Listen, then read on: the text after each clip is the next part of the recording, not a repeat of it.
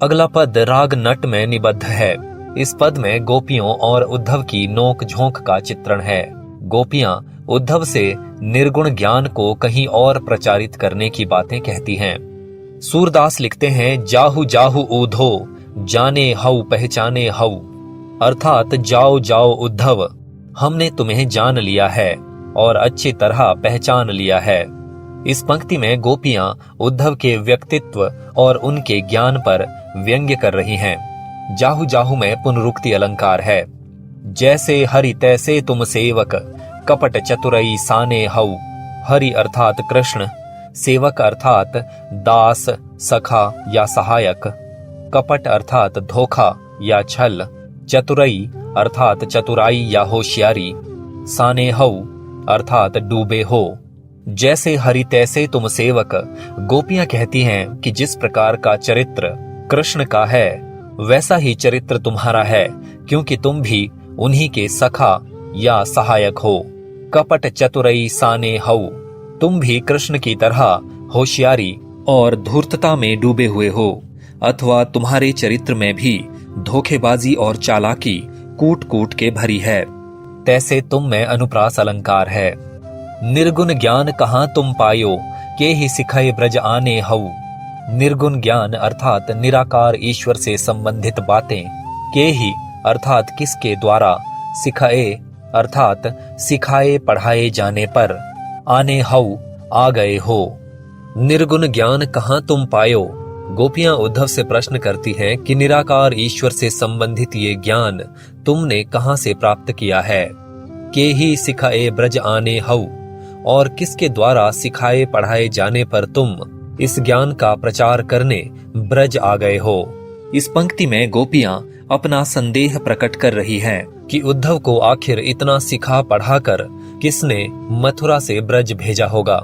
यदि उद्धव को भेजने वाले व्यक्ति कृष्ण हैं, तो कृष्ण ने इस प्रकार का कार्य क्यों किया होगा। गोपियों को लगता है कि कृष्ण द्वारा इस प्रकार का संदेश भेजे जाने के पीछे कोई न कोई कारण या कोई न कोई भेद अवश्य होगा।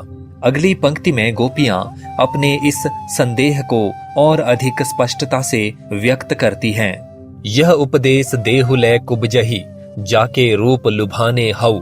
उपदेश अर्थात सीख, शिक्षा या नसीहत। कुबजही अर्थात कुब्जा नाम की दासी को, जिसकी पीठ का कुबड़ कृष्ण ने ठीक कर दिया था और वो कृष्ण से प्रेम करने लगी थी। रूप अर्थात सौंदर्य।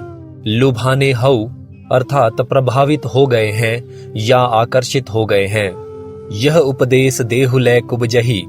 गोपियां उद्धव से कहती हैं कि निर्गुण ईश्वर की उपासना का ये उपदेश मथुरा जाकर कुब्जा नाम की उस दासी को ही देना।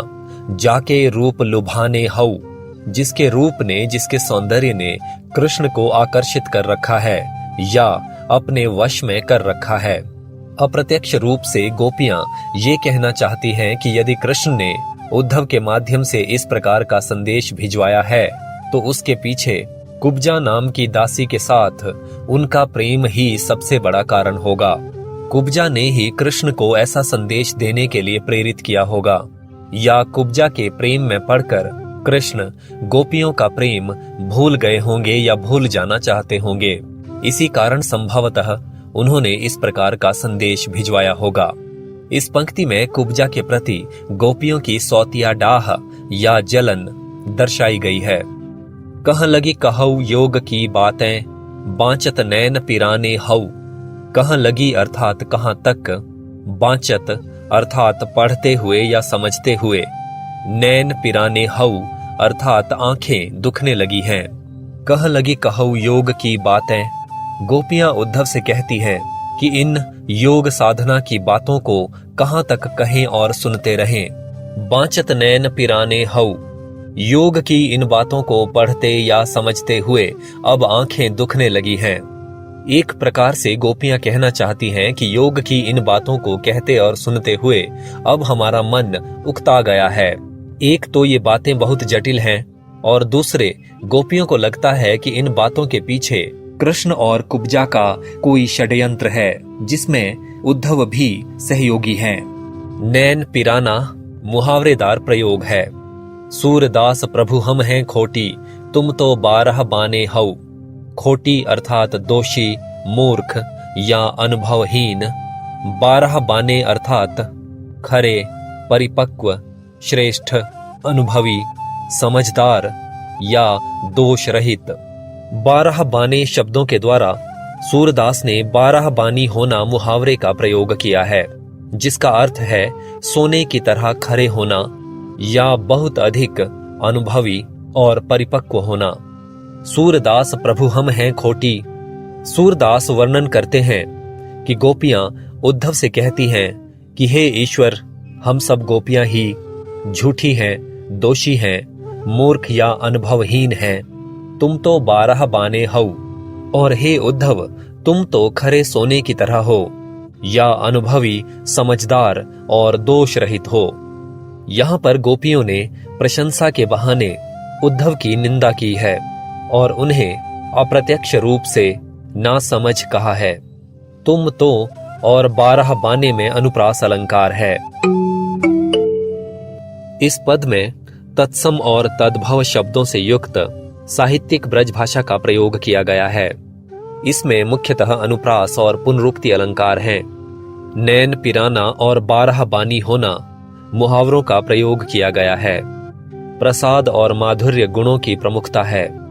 संवाद शैली का प्रयोग और संगीतात्मकता इस पद की अन्य विशेषताएं हैं। गोपियों की वाक पटुता, तर्कशीलता और विनोदशीलता दर्शनीय है। कुब्जा के प्रति सौतिया डाह का वर्णन है। इस पद में भी अन्य पदों की तरह निर्गुण ईश्वर से संबंधित ज्ञान का तिरस्कार किया गया है।